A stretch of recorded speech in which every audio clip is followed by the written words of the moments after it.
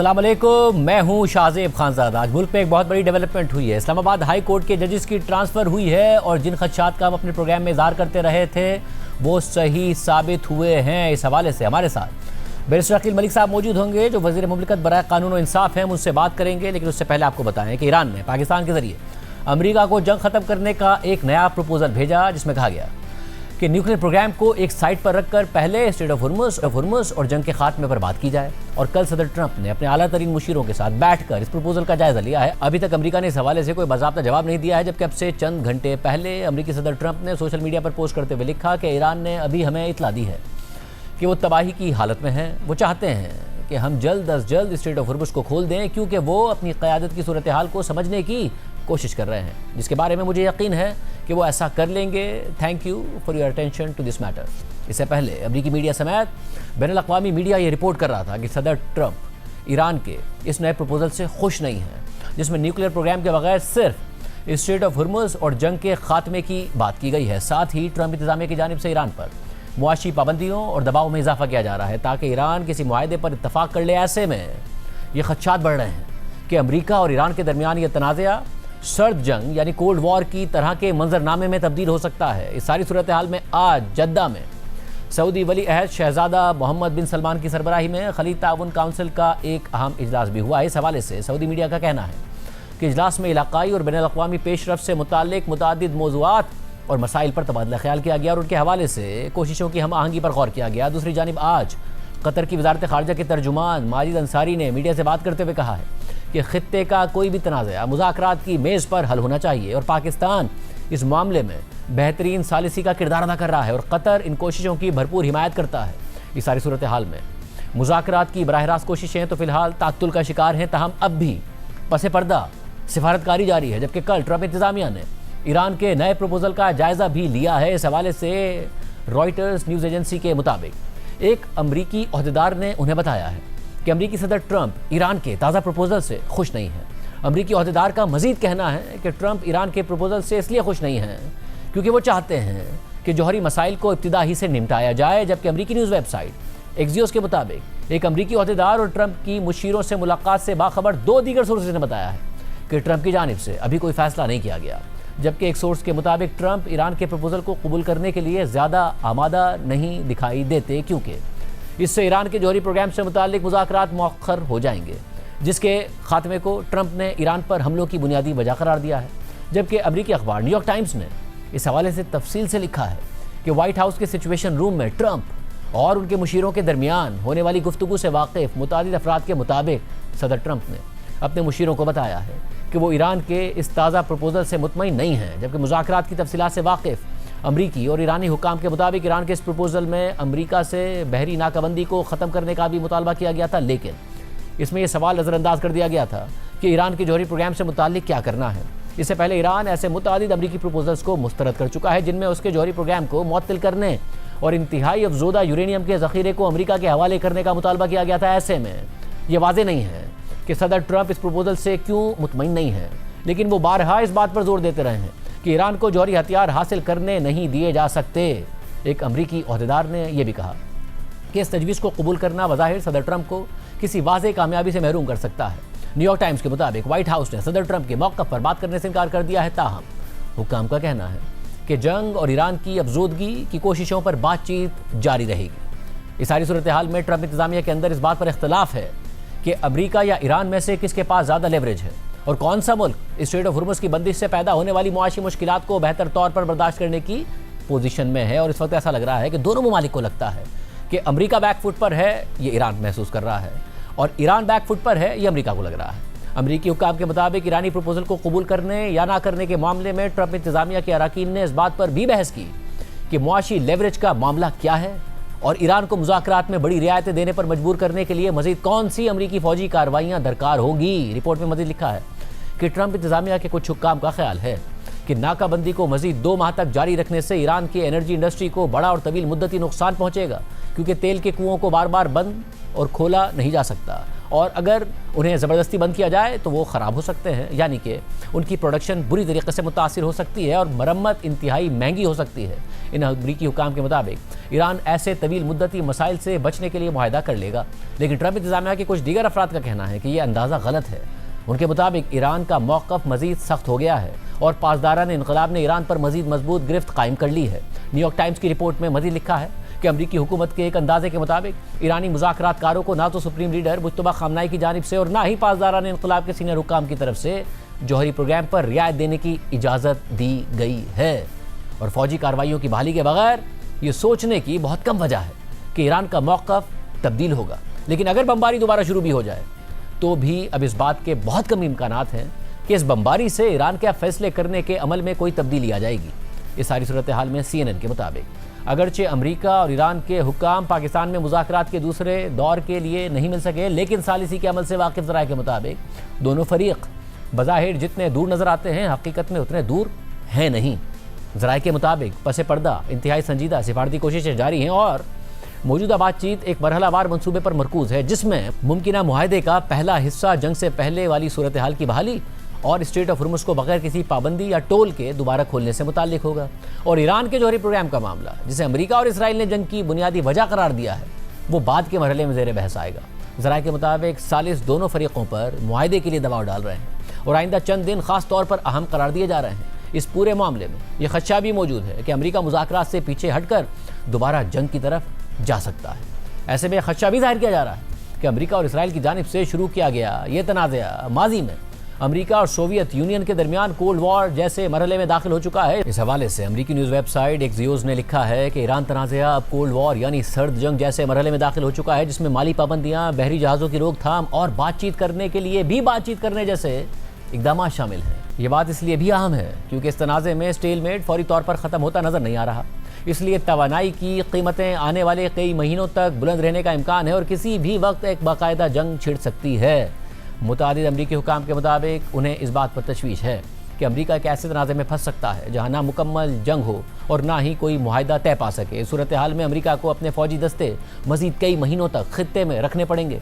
Straight of Hormuz बंद रहेगी, अमरीकी नाकाबंदी भी जारी रहेगी और दोनों फरीक एक दूसरे के पीछे हटने या पहला कदम उठाने का इंतज़ार करते रह जाएंगे। ऐसे में अमरीका के मिड टर्म इंतखाबात में अब 6 माह बाकी रह गए हैं और सदर ट्रंप के करीबी ज़राए में से एक के मुताबिक ये तनाज़ा ट्रंप के लिए सियासी और मुआशी तौर पर सबसे बुरी सूरत हाल है। ट्रंप से गुफ्तगू करने वाले उनके 5 मुशीरों के मुताबिक सदर ट्रंप इस हवाले से तजद्दुद का शिकार हैं कि आया ईरान पर नए फौजी हमले शुरू किए जाएं या ये इंतज़ार किया जाए कि ज़्यादा से ज़्यादा दबाव वाली माली पाबंदियाँ ईरान को उसके जौहरी प्रोग्राम को ख़त्म करने के लिए मुज़ाकरात पर आमादा करती हैं। एक मुशीर के मुताबिक ट्रंप ने हाल ही में कहा कि ईरान के तमाम रहनुमा सिर्फ बॉम्ब की ज़बान समझते हैं। ट्रंप ताकत का इस्तेमाल नहीं चाहते, लेकिन वो पीछे भी नहीं हट रहे। ऐसे में अंदरूनी सूरत हाल यह है कि सदर ट्रंप के कुछ सीनियर मुशीर चाहते हैं कि फ़िलहाल स्ट्रेट ऑफ हुर्मुज़ पर अमरीकी नाकाबंदी बरकरार रखी जाए और ईरानी हुकूमत पर मज़ीद मुआशी पाबंदियाँ आयद कर दी जाएँ। इसके बाद ही दोबारा बमबारी के ऑप्शन पर गौर किया जाए। अमरीकी वज़ीर ख़ारजा और ट्रंप के कौमी सलामती के मुशीर मार्को रूबियो ने फॉक्स न्यूज़ को दिए गए एक इंटरव्यू में कहा कि ईरान पर पाबंदियों की सतह गैर मामूली है, ईरान पर दबाव गैर मामूली है और मेरे ख्याल में इसमें मज़ीद इजाफा किया जा सकता है। मार्को रूबियो ने मज़ीद कहा कि मैं उम्मीद करता हूँ कि बाकी दुनिया भी इन सख्त पाबंदियों और दीगर इक़दामात में हमारा साथ देगी ताकि ईरानी हुकूमत पर ऐसा दबाव डाला जा सके कि वो रियायतें देने पर मजबूर हो जाए। दूसरी जानिब ट्रंप सिर्फ अपनी इंतज़ामिया से ही नहीं बल्कि इंतज़ामिया से बाहर मौजूद हॉकिश अफराद से भी मुशावरत कर रहे हैं, जिनमें वाशिंगटन पोस्ट के कॉलम निगार Mark Thiessen, retired army general Jack Keane और सेनेटर लिंडसे ग्राहम शामिल हैं। ये तमाम अफराद ट्रंप को मशवरे दे रहे हैं कि मौजूदा स्टेलमेट को ख़त्म करने के लिए किसी न किसी किस्म की फ़ौजी कार्रवाई की जाए। और इस सूरत हाल में ट्रंप इंतज़ामिया ईरान पर मुआशी दबाव में भी इजाफा कर रही है और इस सिलसिले को अमरीकी हुकाम ईरान के खिलाफ ऑपरेशन इकनॉमिक फ्यूरी करार दे रहे हैं, जहाँ एक तरफ अमरीकी बहरिया ने ईरान का नेवल ब्लॉकेड कर रखा है और ईरान से निकलने या ईरान जाने वाले कमर्शियल बहरी जहाज़ों को रोक रहे हैं और उन्हें अपने कब्जे में ले रहे हैं, तो दूसरी तरफ अमरीका ईरान पर पाबंदियों में भी मज़ीद इजाफा कर रहा है। और अमेरिका के वज़ीर ख़जाना स्कॉट बेसेंट ने ईरानी एयरलाइंस को सर्विसेज फराहम करने वाली कंपनियों पर पाबंदियों का ऐलान कर दिया है और उन्होंने खबरदार किया है कि ईरान से मुंसलिक एयरलाइंस के साथ कारोबार करना या उन्हें किसी भी किस्म की सहूलत फराहम करना अमरीकी पाबंदियों का बाइस बन सकता है। स्कॉट बेसेंट ने मज़ीद कहा कि अमेरिका का महकमा ख़जाना ईरान पर ज़्यादा से ज़्यादा मुआशी दबाव जारी रखेगा और इन इदारों के खिलाफ भी कार्रवाई से गुरेज नहीं करेगा जो ईरान की मदद कर रहे हैं। इससे पहले अमेरिका ने ईरानी तेल खरीदने पर चीनी रिफाइनरी पर पाबंदियाँ आयद कर दी थीं। सारी सूरत हाल में ईरान के नेवल ब्लॉकेड से मुतालिक एक पोस्ट पर जवाब देते हुए ईरान की वजारत खारजा के तर्जुमान इस्माइल बकाई ने कहा है कि ये खुलेआम बहरी क़ज़ाक़ी यानी पायरेसी और समंदरी रास्तों पर मुसल्ह डकैती को कानूनी शक्ल देने के मुतरादिफ है। क़ज़ाक़ों के दौर वापसी पर खुशामदीद। फ़र्क सिर्फ यह है कि अब वो हुकूमती इजाज़त नामों के साथ काम करते हैं, सरकारी परचम के तहत सफ़र करते हैं और अपनी लूट मार को कानून नाफिज करना कहते हैं। अमेरिका को इस बेहद गैर कानूनी रवैये का मुकम्मल तौर पर जिम्मेदार ठहराया जाना चाहिए जो बैनुल अक़वामी कानून और ग्लोबल फ्री ट्रेड की बुनियादों पर हमला है और बहरी सलामती के बुनियादी उसूलों के लिए ख़तरा है।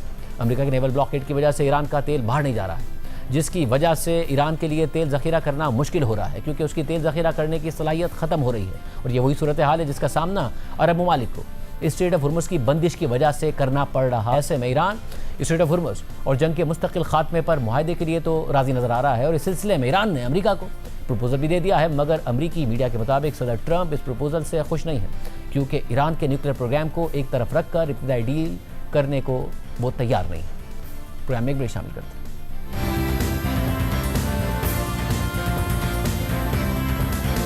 मुत्तहदा अरब अमारात ने तेल पैदा करने वाले ममालिक के कार्टेल ओपेक और ओपेक प्लस से निकलने का ऐलान कर दिया है।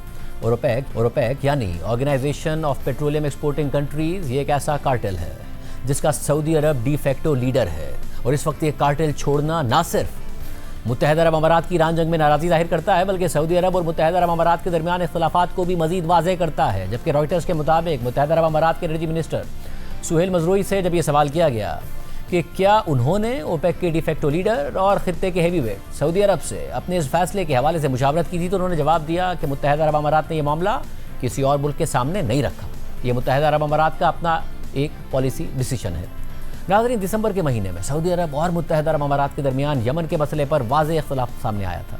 हालांकि माजी में सऊदी अरब और मुत्तहदा अरब अमारात मिलकर यमन में हौसी बागियों से लड़ते रहे, मगर फिर मुख्तलिफ धड़ों को सपोर्ट करने लगे तो इख्तिलाफात सामने आने लगे। और फिर 3 माह पहले दिसंबर में सऊदी अरब की क़यादत में इत्तेहादी अफवाज ने जनूबी यमन की मकला बंदरगाह पर मुत्तहदा अरब अमारात की एक शिप पर फ़िज़ाई हमला करते हुए उसमें मौजूद असलहा और गाड़ियाँ तबाह कर दी। सऊदी अरब और यमनी हुकूमत के मुताबिक यह सामान मुत्तहदा अरब अमारात यमन में अलहदगी पसंद ग्रुप्स की मदद के लिए भेज रहा था। सऊदी अरब ने मजीद कहा कि हमारी कौमी सलामती हमारे लिए एक सुर्ख लकीर है और हम इसका दिफा हर सूरत में करेंगे। सऊदी क़यादत की ये महदूद फ़ौजी कार्रवाई मकला पोर्ट पर हुई जिसमें कोई जानी नुकसान तो नहीं हुआ था और उस वक्त ज़राए ने रॉयटर्स को बताया था कि यह हमला ख़ास तौर पर इस डॉक को निशाना बनाने के लिए किया गया जहाँ सामान उतारा गया था। जबकि यमन की सऊदी हिमायत याफ्ता प्रेसिडेंशियल लीडरशिप काउंसिल के सरबराह रशादुल अलीमी ने मुत्तहदा अरब अमारात को अलहदगी पसंद ग्रुप्स का हिमायती करार देते हुए न सिर्फ उसके साथ दिफाई मुआहदा मनसूख कर दिया था बल्कि यमन से मुत्तहदा अरब अमारात की फोर्सेस को 24 घंटों के अंदर अंदर निकलने का हुक्म भी दे दिया था। सऊदी अरब ने भी अमनी हुकूमत के इस बयान को दोहराते हुए मुत्तहदा अरब अमारात से 24 घंटों के अंदर यमन से अपनी अफवाज को निकालने का मुतालबा कर दिया था। ताहम मुत्तहदा अरब अमारात ने पहले इन इल्ज़ामात की सख्ती से तरदीद की थी और कहा था कि वो सऊदी अरब के बयान से मायूस और इस कार्रवाई से हैरान है, मगर फिर मुत्तहदा अरब अमारात की वजारत दिफा ने ऐलान कर दिया कि वो यमन से अपने काउंटर टेररिज्म यूनिट्स को वापस बुला रहे हैं और सूडान जहां 2023 से खाना जंगी जारी है वहां भी सऊदी अरब और मुत्तहदा अरब अमारात की प्रॉक्सी वॉर जारी है और दोनों ममालिक अलग अलग ग्रुप्स को सपोर्ट कर रहे हैं। और नाजरीन, फरवरी में अमेरिका और इसराइल ने ईरान पर हमला कर दिया और ईरान ने जवाब में इसराइल समेत अरब ममालिक पर हमले शुरू कर दिए, मगर ईरान ने इसराइल से भी ज़्यादा हमले मुत्तहदा अरब अमारात पे किए, यानी तकरीबन 2800 हमले। अमाराती वजारत दिफा के मुताबिक ईरान ने मुत्तहदा अरब अमारात पर 550 बैलिस्टिक मिसाइल और 2200 ड्रोन्स बरसाए। साथ ही ईरान ने स्ट्रेट ऑफ हुर्मुज़ बंद कर दी जहां से दुनिया का 20 मिलियन बैरल्स तेल गुजरता था, सऊदी अरब का 10 मिलियन और मुत्तहदा अरब अमारात का तकरीबन 3 मिलियन बैरल्स तेल गुजरता था। फिर सऊदी अरब ने स्ट्रेट ऑफ हुर्मुज़ के मुतबादिल रास्ते से अपनी याम्बू पोर्ट के जरिए तकरीबन 6 से 7 मिलियन बैरल्स और मुत्तहदा अरब अमारात ने भी अपनी मुतबादिल फुजेरा पोर्ट से तकरीबन 1.5 मिलियन बैरल्स तेल की सप्लाई शुरू करने का ऐलान किया, मगर ईरान ने फुजेरा पोर्ट पर भी हमला कर दिया था। और ये इतलात भी सामने आई कि मुत्तहदा अरब अमारात सऊदी अरब और दीगर इत्तेहादियों से नाराज़ है क्योंकि सबसे ज़्यादा हमलों का सामना मुत्तहदा अरब अमारात को करना पड़ रहा है और इस हवाले से अरब इत्तेहादियों की कोई मुश्तरका दिफाई हिकमत अमली सामने नहीं आ रही है। अल जज़ीरा के मुताबिक मुत्तहदा अरब अमारात के सदर के डिप्लोमेटिक एडवाइज़र अनवर करकाश ने गल्फ़ इन्फ्लुएंसर्स फोरम के एक सेशन में अरब और गल्फ़ ममालिक की तरफ से ईरान को दिए गए जवाब पर तनकीद करते हुए कहा कि गल्फ़ कोऑपरेशन काउंसिल की पोजीशन इस जंग में तारीख की कमज़ोर तरीन सतह पर है, सियासी सतह पर भी और अस्करी सतह पर भी। और नाजरीन, पाकिस्तान की सालिसी में अमेरिका और ईरान के मुज़ाकरात शुरू हुए तो भी ये खबरें सामने आई थी कि मुत्तहदा अरब अमारात इन मुज़ाकरात से खुश नहीं है क्योंकि वो नहीं चाहता कि मुज़ाकरात के नतीजे में डील हो जाए और आइंदा के लिए ईरानी रजीम का यह खतरा बरकरार रहे कि वो कभी भी स्ट्रेट ऑफ हुर्मुज़ को बंद कर देगा या फिर अमेरिका और इसराइल के हमलों के जवाब में इसी तरह अरब ममालिक पर हमले शुरू कर देगा। इसी दौरान मुत्तहदा अरब अमारात ने पाकिस्तान को दिए गए अपने $3.5 अरब के डिपॉजिट्स भी वापस ले लिए और सऊदी अरब ने जवाब में पाकिस्तान को $3 अरब के डिपॉजिट दे दिए। और फिर आज सऊदी अरब के शहर जद्दा में जीसीसी ममालिक का इजलास हो रहा है, तो वहाँ सऊदी अरब के क्राउन प्रिंस, कतर के अमीर, कुवैत के क्राउन प्रिंस और बहरीन के बादशाह शिरकत कर रहे हैं। मगर मुत्तहदा अरब अमारात ने इस इजलास में शिरकत के लिए अपना वज़ीर ख़ारजा भेजा है और इस इजलास के दौरान ही ये ऐलान कर दिया कि वो तेल पैदा करने वाले ममालिक के कार्टेल ओपेक और ओपेक प्लस से निकल रहा है। और ये ऐलान एक ऐसे वक्त में ओपेक ममालिक और ख़ासतौर पर सऊदी अरब के लिए एक बड़ा नुकसान है कि जब ईरान जंग के बाद स्ट्रेट ऑफ हुर्मुज़ बंद होने की वजह से अरब ममालिक की 20 मिलियन बैरल्स में से तकरीबन 13 मिलियन बैरल्स की सप्लाई मार्केट से गायब है और हर तरफ गैर यकीनी की सूरत हाल है। नाज़रीन, ओपेक इत्तेहाद आज से 66 साल पहले 1960 में ईरान, इराक, कुवैत, सऊदी अरब और वेनेजुएला ने मिलकर बनाया था। फिर आज से 60 साल पहले 1967 में मुत्तहदा अरब अमारात भी इस इत्तेहाद में शामिल हो गया था और 2016 में रूस भी ओपेक प्लस में शामिल हो गया था। और आज 60 साल बाद मुत्तहदा अरब अमारात इस इत्तेहाद से अलहदा हो गया है और ये कार्टेल छोड़ते हुए ये बयान दे दिया है कि यह फैसला मुत्तहदा अरब अमारात के अपने एनर्जी सेक्टर को डेवलप करने के लॉन्ग टर्म स्ट्रेटेजिक और इकोनॉमिक विजन के ऐन मुताबिक है। और ये फैसला इस बात की अक्कासी करता है कि मुत्तहदा अरब अमारात का किरदार मुस्तकबिल में ग्लोबल एनर्जी मार्केट्स में एक जिम्मेदार, काबिल भरोसा तेल पैदा करने वाले मुल्क का होगा। नाज़रीन, ये बात वाज़ेह है कि ओपेक और ओपेक प्लस का कार्टेल, जिसमें रूस भी शामिल है, एक मखसूस कोटे के तहत तेल पैदा करते हैं ताकि मार्केट में तेल की डिमांड और सप्लाई देखते हुए तेल सप्लाई किया जाए और कीमतों में इस्तेहकाम को बरकरार रखा जाए। सऊदी अरब इस इत्तेहाद का डी फैक्टो लीडर है जो सबसे ज़्यादा तेल सप्लाई करता है, यानी सऊदी अरब का कोटा सबसे ज़्यादा है। और मुत्तहदा अरब अमारात एक तवील अरसे से अपना कोटा बढ़ाना चाहता था, यानी ज़्यादा तेल बेचकर ज़्यादा ज़र मुबादला कमाना चाहता था। मगर क्योंकि कार्टेल के ममालिक के कोटे का तयन भी कार्टेल ही करता है, इसलिए मुत्तहदा अरब अमारात इस बात से खुश नहीं था और मुतअद्दिद बार इस बात पर नाराज़ी और अपनी तेल की पैदावार बढ़ाने की ख्वाहिश का इजहार कर चुका था। और गुज़िश्ता सालों में मुत्तहदा अरब अमारात ने सरमायाकारी करके अपनी तेल की पैदावार बढ़ाने की सलाहियत भी काफ़ी बढ़ा दी थी। और हालिया सालों में अमेरिका तेल के इंपोर्टर से तेल का एक्सपोर्टर बन गया, तो वैसे भी ओपेक ममालिक का असर रसूख कम हो गया था। मगर फिर भी ओपेक प्लस इत्तेहाद दुनिया का 40% से ज़्यादा तेल सप्लाई करता है, 80% से ज़्यादा ज़खायर इसी कार्टेल के पास है। और अब कि जब मुत्तहदा अरब अमारात ने ये कार्टेल छोड़ दिया है, तो अगर कल को स्ट्रेट ऑफ हुर्मुज़ खुलती है तो मुत्तहदा अरब अमारात अपनी मर्जी से जितना चाहेगा तेल एक्सपोर्ट कर पाएगा, यानी मुत्तहदा अरब अमारात ओपेक कार्टेल के फैसलों का पाबंद नहीं होगा। और जाहिर है इस बात से सऊदी अरब तो कतई तौर पर खुश नहीं होगा। और क्योंकि मुत्तहदा अरब अमारात के बगैर भी ओपेक प्लस ममालिक दुनिया का 40% से ज़्यादा तेल पैदा कर रहे होंगे, तो ईरान जंग ख़त्म होने और स्ट्रेट ऑफ हुर्मुज़ के वापस खुलने के बाद एक दिलचस्प सूरत हाल सामने आएगी। ताहम मुत्तहदा अरब अमारात के एनर्जी मिनिस्टर सुहेल मज़रूई ने CNBC से बात करते हुए कहा कि मुत्तहदा अरब अमारात ने एक ऐसे वक्त में ओपेक इत्तेहाद को छोड़ा है कि जिससे हमारे ओपेक और ओपेक प्लस के दोस्तों को ज़्यादा फर्क नहीं पड़ेगा। मुत्तहदा अरब अमारात 2027 तक रोज़ाना 5 मिलियन बैरल्स तेल सप्लाई करना चाहता है और इस मकसद को हासिल करने के लिए आज़ादी से आगे बढ़ना चाहता है। हमारा ओपेक को छोड़ने का फैसला सऊदी अरब के प्रोडक्शन कट करने के फैसलों का रिस्पॉन्स नहीं है। हम ब्रेक शामिल करते हैं, कुछ आम डेवलपमेंट्स हुई उनकी तफसीलात आपके सामने रखेंगे ब्रेक के बाद। वही हुआ जिस खदशे का इजहार 27वीं आईनी तरमीम की मंजूरी के वक्त किया गया था। हुकूमत उस वक्त तो इनकार कर रही थी कि जजेस के ट्रांसफ़र की शिक को जजेस पर दबाव डालने और अपनी मर्जी के फैसले लेने के लिए इस्तेमाल नहीं किया जाएगा, मगर खदशात दुरुस्त साबित हो गए हैं। और हुकूमत वही कर रही है जिसका इनकार करती थी। चीफ जस्टिस याया अफरीदी की ज़ेर सदारत जुडिशल कमीशन ऑफ पाकिस्तान के इजलास में आज इस्लामाबाद हाई कोर्ट के 3 जजेस के दीगर हाई कोर्ट्स में तबादले की मंजूरी दे दी गई है। जस्टिस मोहसिन अख्तर कियानी का तबादला लाहौर हाई कोर्ट, जबकि जस्टिस बाबर सत्तार का तबादला पेशावर हाई कोर्ट और जस्टिस समन रिफत इम्तियाज का तबादला सिंध हाई कोर्ट में कर दिया गया है। तमाम जजेस का ट्रांसफ़र कसरत राय की बुनियाद पर किया गया, जबकि ज़राए के मुताबिक जुडिशल कमीशन के 9 अरकान ने जस्टिस मोहसिन अख्तर तबादले के हक़ में वोट दिया। जुडिशल कमीशन के एलामिया में यह भी कहा गया है कि इजलास बुलाने की रिक्वेजिशन देने वाले अरकान ने जस्टिस अरबाब मोहम्मद ताहिर का बलूचिस्तान हाई कोर्ट और जस्टिस खादिम हुसैन सुमरो का सिंध हाई कोर्ट तबादला करने की सिफारिश वापस ले ली, जबकि कमीशन ने अक्सरियत के साथ मजीद ये फैसला किया कि हाई कोर्ट से किसी जज के तबादले के नतीजे में जो भी असामी खाली होगी वो सिर्फ तबादले के जरिए ही पुर की जाएगी और ऐसी असामी को किसी भी सूरत में इब्तिदाई तैनाती की असामी नहीं समझा जाएगा। गुज़िश्ता दिनों इस्लामाबाद हाई कोर्ट के चीफ जस्टिस सरफराज डोगर ने इस्लामाबाद हाई कोर्ट के 5 जजेस के तबादलों पर गौर के लिए जुडिशल कमीशन ऑफ पाकिस्तान का इजलास बुलाने की दरख्वास्त की थी, लेकिन chief justice of Pakistan justice Yahya Afridi ने यह इजलास बुलाने से इनकार कर दिया था। ताहम इसके बावजूद जुडिशल कमीशन के सेक्रेटरी ने कमीशन के 5 अरकान की दरख्वास्त पर 28 अप्रैल को यानी आज इजलास तलब कर लिया था।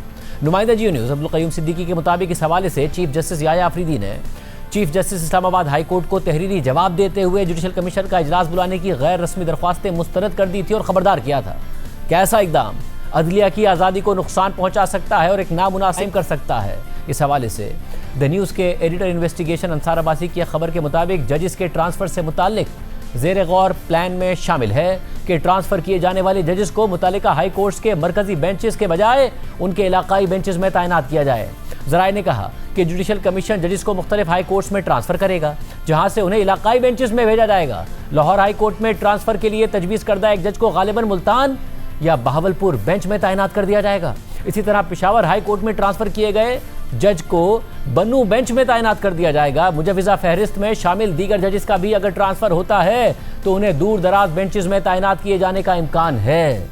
आज ये खबर भी सामने आई थी कि चीफ जस्टिस याया आफरीदी को इस्लामाबाद हाई कोर्ट के जस्टिस बाबर सत्तार ने खत लिखा था, जिसमें ज़राए के मुताबिक जस्टिस बाबर सत्तार ने चीफ जस्टिस से बतौर सरबराह जुडिशल कमीशन ट्रांसफ़र के मामले पर ज़ाती तौर पर सुनने की सदा की थी। और ज़राए के मुताबिक जस्टिस बाबर सत्तार का खत में कहना था कि आइन के आर्टिकल 200 के तहत ट्रांसफ़र मामले से पहले जुडिशल कमीशन के इजलास में मुझे सुना जाए, मगर उन्हें नहीं सुना गया और तबादला कर दिया गया। 27वीं आइनी तरमीम से पहले आइन में यह बात दर्ज थी कि किसी भी जज का तबादला उसकी मर्जी के बगैर नहीं किया जाएगा, लेकिन 27वीं आइनी तरमीम में आइन से यह शिक ही निकाल दी गई और जुडिशल कमीशन को जज की मर्जी के बगैर भी उसे का इख्तियार दे दिया गया। 27वीं आइनी तरमीम में आइन के आर्टिकल 200 में की गई तरमीम के मुताबिक सदर मुमलिकत जुडिशल कमीशन की सिफारिश पर और उसकी तय करदा शराइत के मुताबिक किसी हाई कोर्ट के जज को एक हाई कोर्ट से दूसरी हाई कोर्ट में ट्रांसफ़र कर सकते हैं, जबकि जुडिशल कमीशन इस शक के तहत तबादला करने से पहले मुतल्लिका जज को सुन सकता है। इस मकसद के लिए दोनों हाई कोर्ट्स के चीफ जस्टिस भी जुडिशल कमीशन के रुकन होंगे। लफ्ज़ जज से बुरा चीफ जस्टिस नहीं है, ताहम इसमें वो जज शामिल है जो किसी हाई कोर्ट के कायम मकाम चीफ जस्टिस के तौर पर खिदमत अंजाम दे रहा हो। ट्रांसफ़र किए गए हाई कोर्ट के जज की सीनियरिटी उसकी बतौर हाई कोर्ट जज पहली तकर्री की तारीख से शुमार की जाएगी। ये शर्त भी रखी गई कि किसी जज को ऐसी हाई कोर्ट में मुंतकिल नहीं किया जाएगा जहां मुंतकली के बाद वो उस हाई कोर्ट के चीफ जस्टिस से सीनियर हो जाए। कोई हाई कोर्ट का जज जो अपना ट्रांसफ़र कबूल नहीं करता, उसके खिलाफ आर्टिकल 209 के तहत 30 दिन के अंदर कार्रवाई की जाएगी और इस मुद्दत के दौरान वो अपने फ़राइज़ अंजाम नहीं दे सकेगा जब तक कि सुप्रीम जुडिशल काउंसिल अपना फैसला जारी ना कर दे। इस हवाले से गुज़िश्ता साल 10 नवंबर को हमने वफाकी वज़ीर क़ानून आज़म नज़ीर तारड़ से सवालात के दौरान यही खदशात उठाए थे और जजिस के ट्रांसफ़र में उनकी रजामंदी शामिल ना करने का सवाल भी किया था, जिसके जवाब में वफाकी वज़ीर क़ानून ने क्या कहा था, देखिए।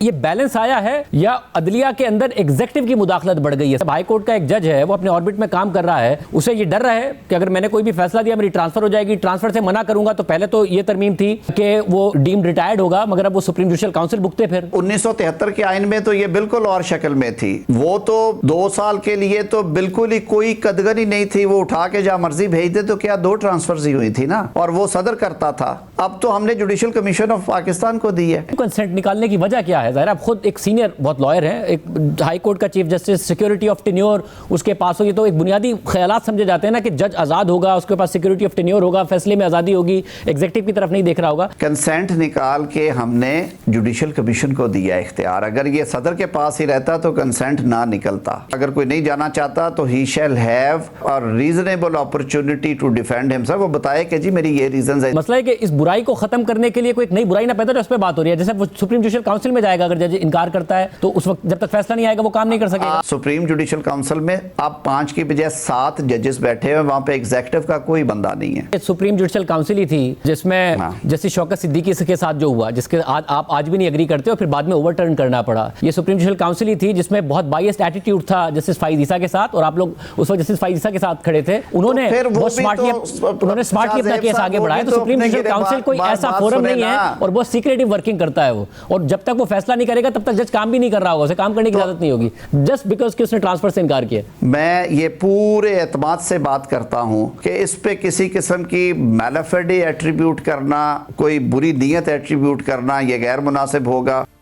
और आज वो तमाम खदशात सही साबित हो गए हैं। ये बात वाज़ेह हो कि अदलिया में हुकूमत और दीगर इदारों की मुदाखलत के खिलाफ इस्लामाबाद हाई कोर्ट के 6 जजेस ने 25 मार्च 2024 को सुप्रीम जुडिशल काउंसिल को खत लिखा था। खत लिखने वालों में justice Mohsin Akhtar Kiani, justice Tariq Mahmood Jahangiri, justice Babar Sattar, justice Ejaz Ishaq Khan, justice Arbab Tahir और जस्टिस समन रिफत इम्तियाज़ शामिल थी।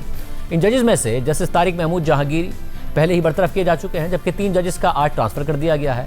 आज जुडिशल कमीशन के इजलास के बाद कमीशन में अपोजिशन की नुमाइंदगी करने वाले तहरीक इंसाफ के अरकान बैरिस्टर गौहर खान और अली जफर ने इन तबादलों पर तनकीद की और कहा कि ऐसे वक्त में जजेस को ट्रांसफ़र करना अदलिया को मजीद तकसीम करने के मुतरादिफ है। आप किसी जज को सुने बगैर बिला वजह ट्रांसफ़र नहीं कर सकते, इसको हम एक सज़ा समझते हैं। ऐसे वक्त में जजेस को ट्रांसफर करना इस अदलिया को मजीद डिवाइड करना है। पेशावर हाई कोर्ट में स्पेसिफिकली वहाँ जजेस की सीनियरिटी मुतासर होगी, इसी तरह बाकी हाई कोर्ट की जजेस की भी सीनियरिटी मुतासर होगी। अपने ज़ाती पसंद नापसंद की वजह से जजेस का ट्रांसफर करना आज़ाद अदलिया के खिलाफ साजिश है, हम इसकी शदीद मजम्मत करते हैं। आप किसी को बिला वजह ट्रांसफ़र नहीं कर सकते, यानी कोई वजह ना दें, कोई हेयरिंग ना दें, उसको सुने ना और उसको ट्रांसफ़र कर दें, उठा के एक कोर्ट से कहीं और ले जाएं। आइन ये नहीं सोचता, आइन इसकी इजाज़त नहीं देता। कल को कोई भी चीफ जस्टिस आएगा, वो कोई पसंद नहीं करता किसी जज को, तो बिला वजह ट्रांसफ़र कर देगा। इसको हम समझते हैं सज़ा है, और इसलिए हम समझते हैं कि उसकी वजूहात देनी पड़ती हैं आपको ट्रांसफ़र से पहले, तो ये अदलिया को बहुत बड़ा नुकसान पहुँचाएगा। दूसरी तरफ तहरीक तहफ़्फ़ुज़ आईन पाकिस्तान ने एक एलामिया में जुडिशल कमीशन के इजलास में इस्लामाबाद हाई कोर्ट के जजेस का ट्रांसफ़र ज़ेर बहस लाने की मजम्मत की। एलामिया में कहा गया कि अपोजिशन ऐसे अमल को आज़ाद जजेस को हुकूमती ख्वाहिशात के ताबे बनाने की मज़मूम कोशिश करार देती है। अदलिया की आज़ादी 1973 के आइन का बुनियादी सतून है। आमराना हुकूमतों ने अदलिया को अपने ताबे करके आइन और जमहूरियत को नाकाबिल तलाफ़ी नुकसान पहुँचाया। मौजूदा हुकूमत में शामिल जमातें भी सियासी मुखालिफिन को कुचलने के लिए उसी राह पर चल रही हैं। इस्लामाबाद हाई कोर्ट के जजेस का उनकी मर्जी के बगैर बतौर सज़ा दूसरे सूबों में ट्रांसफ़र नाकाबिल कबूल है। इस पूरी सूरत पर बात करेंगे। वज़ीर मुमलिकत बराए कानून बैरिस्टर अकील मलिक हमारे साथ मौजूद हैं। अकील मलिक साहब, बहुत शुक्रिया मशो में ज्वाइन करने के लिए। और साहब, जजेस को ट्रांसफ़र किया गया, 3 जजेस जिनके बारे में पहले भी खदशात का इजहार किया जा रहा था, वही जजेस हैं। सज़ा के तौर पर ट्रांसफ़र किया गया, और क्या अदलिया को एक ब्यूरोक्रेसी बना दिया गया कि अगर आप हमारी बात नहीं मानेंगे तो आपको ट्रांसफ़र किया जाएगा, और ट्रांसफ़र भी ऐसे किया जाएगा कि जैसे किसी ऑफिसर को OSD लगा दिया जाता है। बिस्मिल्लाहिर्रहमानिर्रहीम। शाहज़ेब साहब, बहुत बहुत शुक्रिया। देखिए, मैं बिल्कुल आपके सारे सवालों का जवाब दूंगा, लेकिन उससे पहले ये एक बहुत गलत तासुर दिया जा रहा है आइन के आर्टिकल 200 के तहत, और उसकी कॉम्पोजिशन अगर आप देखें 175A के तहत जो जुडिशल कमीशन ऑफ पाकिस्तान है, उसमें बाय मेजॉरिटी ये चीज़ें डिसाइड की गई। उसकी कॉम्पोजिशन के ऊपर अगर बात कर लें तो मैं बिल्कुल थोड़ा सा इसको क्लैरिफाई कर देता हूँ कि 2 चीफ जस्टिस हैं, एक सुप्रीम कोर्ट के चीफ जस्टिस और एक जो हैं कॉन्स्टिट्यूशनल कोर्ट के जस्टिस, चीफ जस्टिस। 5 सीनियर जजेस हैं, उसके साथ अगर आप देखें तो ये 7 जजेस इन टोटल बनते हैं। एग्जेक्टिव की अगर बात की, क्योंकि आपने अपने इब्तदाई में भी बात की कि शायद एग्जेक्टिव के ताबे हो गए, एग्जेक्टिव के सिर्फ और सिर्फ 4 लोग हैं, लॉ मिनिस्टर, अटॉर्नी जनरल और 2 जो ट्रेजरी बेंचेस से वोट्स हैं वो हैं। अब इसके अलावा तो और कुछ भी नहीं है एग्जेक्टिव में। तो फिर ज़ाहिरी बात है अपोजिशन के भी जो 2 अरकान हैं, एक सेनेट से और एक नेशनल असम्बली से, वो भी शामिल हैं। तो कोई किसी के ताबे नहीं है, और बिल्कुल आइन और कानून के मुताबिक किया गया है, उसी की रूह के मुताबिक किया गया है, and it's not an anomaly. और इसके बावजूद किया गया है। अकील साहब, अब आज तक जब से ये जुडिशल कमीशन बना है, क्योंकि हुकूमत का दिफा बार बार ये होता है, हालांकि माजी में जुडिशल कमीशन की एक तारीख है, सबने देखी है, जैसे शौकत सिद्दीकी को भी जुडिशल कमीशन से क्या हुआ सबने देखा, फाइज ईसा के साथ क्या हुआ सबने देखा, बट आपका बार बार इसरार ये रहता है कि ये इसमें हुकूमत की मेजर नुमाइंदगी नहीं है। तो कोई एक फैसला बताइएगा जब से आईनी तरमीम करके आपने जुडिशल कमीशन बनाया जो हुकूमत की मंशा के खिलाफ हो। देखिए, ज़ाहिरी बात है कि आज की अगर बात करें तो जिन जज साहब ने ये रिक्वेजिशन किया था, उन्होंने 2 नाम ड्रॉप किए। हुकूमत की देखिए रीजनेबली प्रूडेंट माइंड्स वहाँ पे बैठे हुए हैं, और वो जो आइन और कानून को मेरे से शायद बहुत अच्छा समझते हैं, और उन्होंने वहाँ पे अपना जो वोट है, उनका ओपिनियन है, वो वहाँ पे दिया। इसमें कोई ऐसी बात नहीं है। और वैसे भी अगर आप देखें तो दीगर हाई कोर्ट्स को, लाहौर हाई कोर्ट हो गया, सिंध हाई कोर्ट हो गया, पेशावर हाई कोर्ट हो गया, बलूचिस्तान हाई कोर्ट हो गया, उन तमाम जो उनके बेंचेस हैं, ये आम बात है कि उनकी ट्रांसफ़र और होती है, रोटेशंस होती हैं, इसमें तो कोई ऐसी बात नहीं। इस्लामाबाद, ये एक आप ज़रूर कह सकते हैं कि इस्लामाबाद में क्योंकि बेंचेस नहीं हैं, तो फेडरलिज्म का जो कॉन्सेप्ट है, जो वफाक की जो है उसको मजबूत करने की बात अगर की जाए, तो मेरे ख्याल से बिल्कुल ये रूटीन ट्रांसफर्स होनी चाहिए। जितने आपकी मुझे बताइएगा ये वफाक कैसे मजबूत होता है, क्योंकि जस्टिस खादिम हुसैन को सिंध से लाया गया इस्लामाबाद हाई कोर्ट, और जस्टिस समर रिफत इम्तियाज़ को सिंध भेजा जा रहा है। इससे पहले जस्टिस सरफराज डोगर को लाहौर हाई कोर्ट से इस्लामाबाद लाया गया, और जस्टिस मोहसिन अख्तर कियानी जिनकी सीनियरिटी नहीं थी वो मुतासिर की गई और अब जस्टिस मोहसिन अख्तर कियानी को लाहौर भेजा जा रहा है, जस्टिस बाबर सत्तार को पेशावर हाई कोर्ट भेजा जा रहा है। ये जो ट्रांसफर है, जो पहले इस्लामाबाद हाई कोर्ट आए और अब ये भी उस वक्त भी ये कहा गया कि वफाक की नुमाइंदगी हो, और अब जो इस्लामाबाद हाई कोर्ट से भेजा जा रहा है, कोई मंतक बताइएगा इसकी वजह क्या है, ये क्या कैसे वफाक मजबूत होता है इससे? देखिए, सबसे पहली बात है कि जो जजेस यहाँ पे ट्रांसफ़र होके आए वो बिल्कुल एक पंजाब से आए, एक सिंध से आए, एक बलूचिस्तान से आए, और उसमें कोई ऐसी बात नहीं है। वफाक के अंदर जो है सूबों की नुमाइंदगी और ये चारों इकाइयाँ मिल के ही जो है वो बनाती हैं, वफाक को मजबूत करती हैं और उसी की अलामत है। तो यहाँ पे ये बात कहना कि जजेस अगर ट्रांसफ़र हो गए हैं, 20 जजेस जब ये इंडक्ट हुए थे, ये कब से कितना अरसा हो गया है? 16 साल हो गए हैं। बताइए ना कि ये अगर पनिशमेंट नहीं है इन जजेस के ऊपर तो और क्या है कि पहले आप 3 जजेस लेके आए हैं इस्लामाबाद हाई कोर्ट में, जैसे सरफराज डोगर को लाए इस्लामाबाद हाई कोर्ट, उस वक्त भी ये कहा गया वफाक की नुमाइंदगी होनी चाहिए, तो सिंध से भी लेकर आए हैं हम और हम बलूचिस्तान से भी लेकर आए हैं। अब आपने इस्लामाबाद हाई कोर्ट के वो 3 जजेस जिनके बारे में पहले ये तासुर था कि हुकूमत इनसे खुश नहीं है, उन्हें ट्रांसफर कर दिया है। उन्हें क्यों लाए थे? अगर इन्हें ट्रांसफर करना था, अगर इतनी ज़रूरत थी इस्लामाबाद हाई कोर्ट में, तो इन्हें क्यों ट्रांसफर कर दिया आपने? देखिए, ये इस्लामाबाद हाई कोर्ट जब इंडक्ट हुए थे, ये इस्लामाबाद हाई कोर्ट की सीट पे इंडक्ट हुए थे और ऐसी बात नहीं है। देखिए, प्यूनिटिवली किसी को कुछ जो है इस हवाले से नहीं किया गया, ये कोई पनिशमेंट नहीं है जिस तरह आप इसका जिक्र फरमा रहे हैं। शाहजेब साहब, to be very honest and realistic, मैं खुद प्रैक्टिस करता रहा हूँ इस्लामाबाद हाई कोर्ट, इन्हीं ऑनरेबल जजेस के सामने पेश होता रहा हूँ। यहाँ पे जब एक जज आ जाता है उसकी रोटेशन नहीं होती, so there are many other factors associated with it. आपको पता है इस्लामाबाद हाई कोर्ट के अलावा जो बार एसोसिएशन हैं, बार काउंसिल्स हैं, उनकी लॉन्ग स्टैंडिंग डिमांड रही है कि रोटेशन होनी चाहिए। यहां पे मुस्तकिल बुनियादों पे अगर कोई जज आ जाए, फिर आपको पता है कि किस बार काउंसिल की, आप खुद बैरिस्टर हैं, बैरिस्टर अकील मलिक साहब, आप खुद बैरिस्टर हैं, किस बार काउंसिल की ये डिमांड रही है कि आइन में ऐसी तरमीम कर दी जाए कि जज का कॉन्सेंट ना लिया जाए, आइन में ये लिखा हो कि जज को बुलाया जा सकता है सुप्रीम जुडिशल काउंसिल में, बाबर सत्तार साहब कहें कि मुझे बुलाकर मुझे सुना जाए, मगर उन्हें ना बुलाया जाए, उनको बुलाए बगैर उनके खिलाफ फैसला कर दिया जाए, उन्हें पेशावर हाई कोर्ट में मुंतकिल कर दिया जाए। किस बार काउंसिल ने ये मुतालबात किए थे कि इस किस्म के आइन में तरामीम कर दें और इस तरीके से जजिस को ट्रांसफर करें? देखिए, आइन सबसे ज़्यादा मुकद्दम है। आइन के आर्टिकल 200 में ये वाज़े तौर पे लिखा है कि वो दे मे एक्चुअली कॉल, जो कमीशन है वो उनको सुन सकता है अगर वो मुनासिब समझें, अगर वो चाहें। और 3.5 सफ़े का जो लेटर जस्टिस बाबर सत्तार साहब ने लिखा, मेरे ख्याल say that in itself is self explanatory. उनकी तमाम तर वो वजूहात जो वो पेश करना चाहते थे, जो वो अपनी गुजारिश पेश करना चाहते थे, वो कमीशन के सामने आ गई और मेरे ख्याल से वो मिनट्स ऑफ द मीटिंग में भी रिकॉर्ड होगी, क्योंकि इन कैमरा प्रोसीडिंग्स थी। तो उस पर हर किसी का क्या व्यू था, मैं उसमें प्रिवी नहीं हूं, लेकिन मैं आपको यह जरूर बता सकता हूं कि यह फैसला बाय मेजॉरिटी हुआ है, strictly in accordance with the constitution हुआ है। और जुडिशल कमीशन ऑफ पाकिस्तान की जो जब कॉन्स्टिट्यूशन में अमेंडमेंट की गई थी तो खुद लॉ मिनिस्टर ने हमारे प्रोग्राम में कहा था कि इस तरीके से ट्रांसफर नहीं किए जाएंगे और सुना जाएगा जिस जज को ट्रांसफर किया जाएगा। एक जज अगर कह रहा है मुझे सुन लो, उसे सुना नहीं गया, और आप कह रहे हैं उन्होंने खत लिख दिया है और वो रिकॉर्ड का हिस्सा बन गया। असल में तो जो पहले खत लिखे गए थे वो रिकॉर्ड का इस तरह हिस्सा बने, इसलिए ट्रांसफर हो रही है और ये सारे के सारे मामला हो रहे हैं। और अकील मलिक साहब, कल को आप ओपोजिशन में जा सकते हैं। जुडिशल कमीशन का माजी में भी कंडक्ट पर सवाल उठता रहा और अब जब आप ओपोजिशन में होंगे, फिर जब इस तरीके से ट्रांसफर हो रहे होंगे, आपको अच्छा लगेगा नहीं जिस तरीके से आप कर रहे हैं जजिस को ट्रांसफर, और जुडिशरी को जिस तरीके से जुडिशरी पर हमलावर हो रहे हैं। देखिए, ये तो मेरे एलिगेशंस है ना, और हमने कभी भी इन्हिसार नहीं किया जजेस के ऊपर कि जजेस को जो है कानून और आइन से बालातर होकर हमारे फेवर में कोई डिसीजंस करें। This is never been our expectation. हाँ, ये आइन और कानून के मुताबिक है। जब आपने कहा कि जजेस को सुना नहीं गया, मेरे ख्याल से मैं वो जो वाज़े तौर पे आपसे पढ़ भी देता हूँ जो आइन के आर्टिकल 200 में है, प्रोवाइडेड फर्दर कि जुडिशल कमीशन जो है वो उनको under this clause may hear the जज। So of course this is not mandatory, obligatory नहीं है, एक डिस्क्रिप्शन है उनका। एग्जैक्टली, अगर उन्हें सुनना मैंडेटरी नहीं था, लगा जुडिशल कमीशन को इतना मैंडेटरी क्यों था फिर उन्हें ट्रांसफर करना, कि इतना मैंडेटरी था कि उन्हें सुनना भी मुनासिब नहीं समझा गया, उन्हें ट्रांसफर कर दिया गया। ऐसी क्या जरूरत पड़ रही थी इस मुल्क में कि जस्टिस बाबर सत्तार को पेशावर हाई कोर्ट जाना था, समन रिफत इम्तियाज साहिबा को सिंध हाई कोर्ट आना था और इस कियानी साहब को लाहौर हाई कोर्ट ट्रांसफर करना था, कि उन्हें सुनने का भी मौका नहीं देना था। ऐसी क्या जरूरत पड़ रही थी इस मुल्क में, ऐसा क्या अदलिया को जरूरत पड़ गई? मैं उसमें भी बता देता हूँ। एक तो जस्टिस समन जो है वो खुद सिंध से हैं, वो वापस अगर जा रही हैं उसी हाई कोर्ट में जो जहाँ पे उनका वो होम स्टेशन है, कराची व्हाटएवर बेंच, तो मेरे ख्याल से इसमें तो कोई ऐसी बात नहीं है। और जहाँ तक आपने बात की पेशावर हाई कोर्ट, अगर आप कंसेंट ना निकालते तो जस्टिस समन, अगर आप कंसेंट का लफ्ज ना निकालते तो जस्टिस समन खुद बताती ना कि उनके लिए ये बात है या नहीं है। इसका फैसला कंसेंट निकाल के अगर आप कर रहे हैं कि ऐसी कोई बात नहीं है।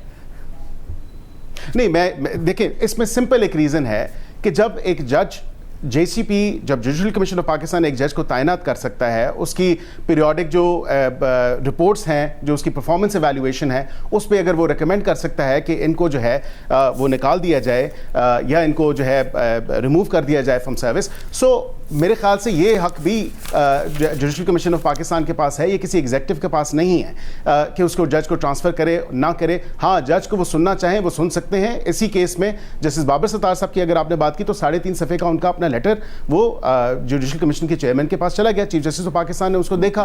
चीफ जस्टिस ऑफ पाकिस्तान ने एक और बात की बैरशकील मलिक साहब कि जब जस्टिस सरफराज डोगर ने चीफ जस्टिस को लिखा कि 5 जजेस के तबादले पर गौर के लिए जुडिशल कमीशन का इजलास बुलाया जाए, तो जस्टिस याया अफरीदी ने इजलास बुलाने से इनकार कर दिया और कहा कि खबरदार किया कि ऐसा इकदाम अदलिया की आज़ादी को नुकसान पहुंचा सकता है और एक नामुनासिब मिसाल कायम कर सकता है। जैसे याया अफरीदी वो हैं जिन्हें बाकायदा आइन में तरमीम करके चीफ जस्टिस बने हैं वो, वरना जस्टिस मंसूर अली शाह सीनियरिटी में चीफ जस्टिस बनते, मगर आप चीफ जस्टिस मंसूर अली शाह साहब के साथ आप लोग मुतमईन नहीं थे, खुश नहीं थे। जैसे याया अफरीदी ने यह कहा, उसके बावजूद इजलास बुलाया गया और उसके बाद ये किया गया।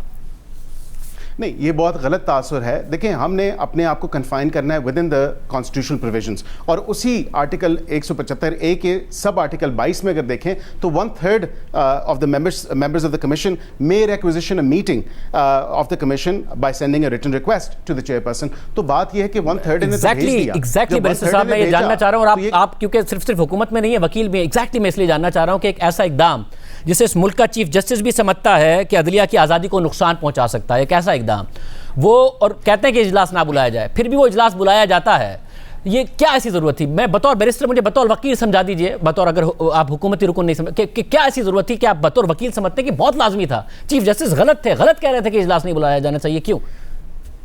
नहीं, देखें, अगर देखें उनके पास भी ऑप्शन मौजूद था। अगर वो ये समझते थे कि उन्होंने अपना माइंड डिस्क्लोज किया या उन्होंने ये कमेंट्स पास किए जो कि सोर्सेस से रिपोर्ट हुए, मैं समझता हूं कि वो फिर आज उसकी सदारत ना करते, लेकिन आज वो बैठे उस जुडिशल कमीशन ऑफ पाकिस्तान के इजलास की सदारत भी की। So that in itself speaks for it, you know, speaks volume.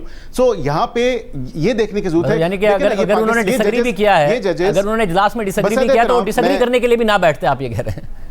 नहीं, वो देखे ना, अब वो उनका एक राइट था, वो अगर ना बैठना चाहते तो ना बैठते, वो उसको चेयर ना करते। लेकिन देखिए, यहाँ पे ये चीज़ देखने की बात है कि जब जजेस इंडक्ट होते हैं तो ये जजेस जो हैं इन सर्विस ऑफ पाकिस्तान होते हैं। जब CSP ऑफिसर्स आए रोज़, आपके जितने भी ग्रेड के ऑफिसर्स हैं वो ट्रांसफर होके आते हैं, कोई सिंध से आता है, कोई बलोचिस्तान से आता है, and on top of that मैं यही आपसे शुरू में कह रहा था और आप उसी पॉइंट पर आ गए कि आपने ब्यूरोक्रेसी बना दिया, जिस तरह ब्यूरोक्रेसी में ट्रांसफर होती है, हुकूमत वही चाहती थी, आपने मिसाल भी वही दी है और आपने वही जुडिशरी को बना दिया है। और कल को वकील मलिक साहब आप भी अगर आप नहीं, अगर आप मेरी थोड़ी सी इसमें गुजारिश सुन लें।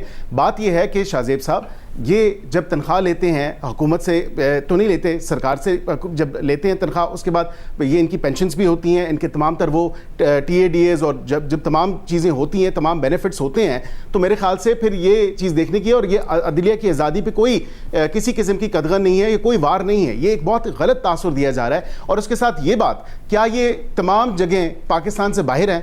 क्या ये जजेस पाकिस्तानी शहरी नहीं हैं? तो मेरे ख्याल से अगर दूसरा सूबा उनकी एक्सपर्टीज से, उनकी लीगल एक्यूमेंट से बेनिफिट कर रहा है, then that's the best thing. So ये भी इरिवर्सिबल तो नहीं है। अगर ऐसा है तो मुझे बताइए, तो मुझे ऐसा बताइएगा कि आप ये कह रहे हैं कि जैसे मोहसिन अख्तर कियानी का जो लीगल एक्यूमेंट है उसका फायदा होगा लाहौर हाई कोर्ट को, पंजाब को फायदा होगा, तो इसका मतलब है जैसे सरफराज डोगर को फायदा नहीं हो रहा था इसलिए उनको आप इस्लामाबाद लेके आ रहा है। अगर जैसे समन रिफत इम्तियाज का सिद्ध को फायदा होगा तो उससे पहले आप जैसे खादिम हुसैन को लेकर आए, उनका फायदा नहीं हो रहा था, तो आपने जो पहले ट्रांसफर किए वो अपने अपने सूबों में काम अच्छा नहीं कर रहे थे और इसलिए आपने उनको पहले इस्लामाबाद लेकर आ गए, और अब क्योंकि उन सूबों को जरूरत थी तो इनको लेके जा रहे हैं, इसलिए है।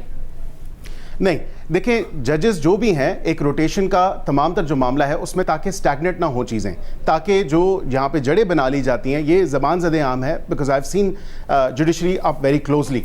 और मैं आपको ये बता सकता हूँ कि जब रोटेशंस होती हैं, पंजाब में भी होती हैं, आप देखें कि मुल्तान बेंच में भी जाते हैं, बहावलपुर में भी जाते हैं, रावलपिंडी बेंच में भी आते हैं, प्रिंसिपल सीट पे भी होते हैं। So this is not an anomaly. इस्तेमाल किया कि जड़ें बना ली जाती हैं, मैं इसी लफ्ज़ से एक सवाल निकाल लेता हूँ, असल में आप लोगों ने जड़ें काट दी हैं जुडिशरी की।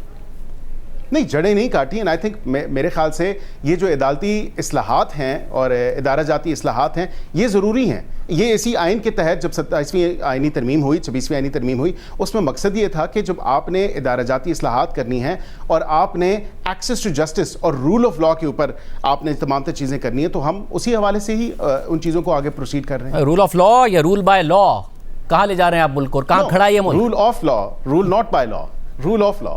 बहुत शुक्रिया बेस्ट शकील मलिक साहब की गुफ्तगू। आज के प्रोग्राम में इतना ही, अल्लाह हाफ़िज़।